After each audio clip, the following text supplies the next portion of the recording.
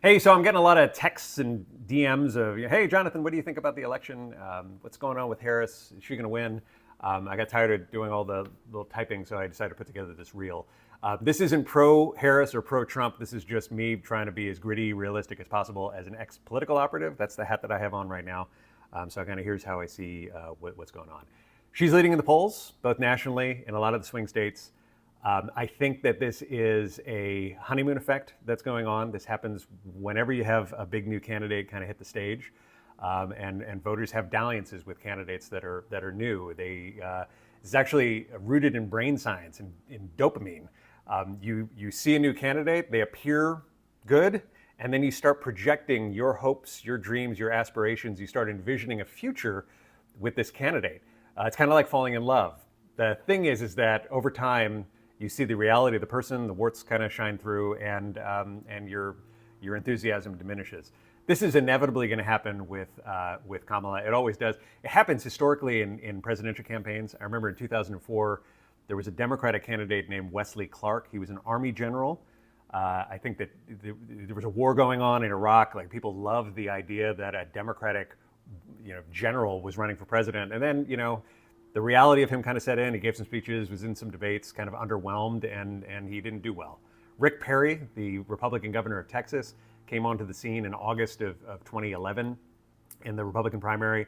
Conservative, big state, and then he gave a couple of very underwhelming speeches, bombed a debate, and his campaign was over. So even though he led in the polls briefly. So these dalliances are short-lived, and she is gonna, this is gonna diminish over time. But the fact that this is a truncated campaign that only lasts 3 months is a huge advantage for her, because she is not, I don't believe, going to wear well over time. I don't think she would do well in an 18-month campaign. She was one of the least popular vice presidents of all time. I think people are giving her a fresh chance.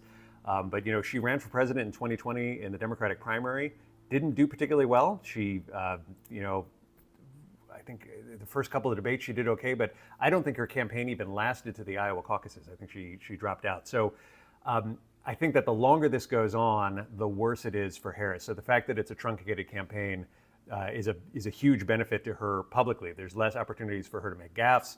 There's less opportunities, I think, for voters to see the warts.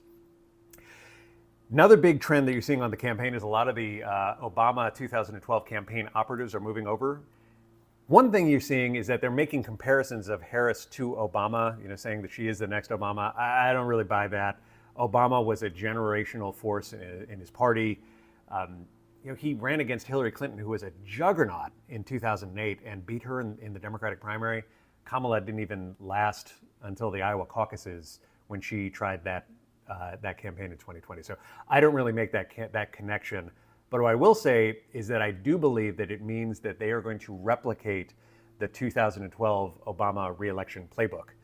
And what Obama did in 2012 is they had massive voter registration and turnout drives with black voters in key swing states. I remember Romney was leading in most of the polls in Ohio in 2012, but he ended up losing the state. The Obama campaign, I think, registered over 100,000 black voters in Ohio who ended up voting for him 90% to 10%. So that, I suspect, is what they're going to do in Pennsylvania and Michigan, and probably Georgia is registering and turning out as many black votes as they can. Trump doesn't have that luxury. There's no voting bloc that votes with him 90% of the time.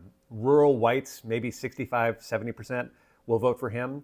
So what his campaign strategy is likely going to be is doing a lot of events, voter turnout aimed events in like second tier cities in Pennsylvania and Wisconsin. Two huge key swing states. If you play around with the electoral maps, you'll see it's very difficult, if not impossible, for Kamala to win without Pennsylvania, or Trump to win without Wisconsin if he doesn't get Pennsylvania. So expect a lot of rallies, voter registration drives in second tier cities in Pennsylvania and Wisconsin, Allentown, Erie, and then in Wisconsin, Manitowoc, Green Bay, those types of cities. I can tell the third thing is that she has a very liberal left progressive record. This clearly frustrates Trump. And it seems like they are very frustrated that they're not gaining any traction with their attacks. I think that part of this is that she's gotten a free pass from the media, but it feels like the Trump campaign doesn't have a cohesive message about who she is that is compelling yet. It could change, but I saw their last campaign ad. It's a lot of attacks against Harris, but it doesn't feel cohesive. It's like a bunch of spaghetti that they're throwing up on the wall and trying to see what's going to stick. So, three big trends. Number one, truncated campaign is good for her on the one side. Could make voter reg and get out the vote a little bit more difficult. The second thing is the strategy is going to be, I think, a replication of 2012. So there's going to be a lot of get out the vote on both sides. And the third is, will she be able to continue moving away from her record as a progressive Democrat, as district attorney of San Francisco? And can she effectively reposition as a moderate? She's been able to do it so far. I don't know if she's going to be able to do it through the end of the campaign. But if she is able to run kind of the campaign from the basement and limit public appearances in the same way as Biden did in 2020, she might be able to pull it off. I will say that the trend does look like it's going to get closer and closer as we get to Election Day. I would love to see one campaign or the other win by a big margin. I hate to see another tightly contested presidential election, but that's where we are, and that's kind of how I see everything shaping up right now.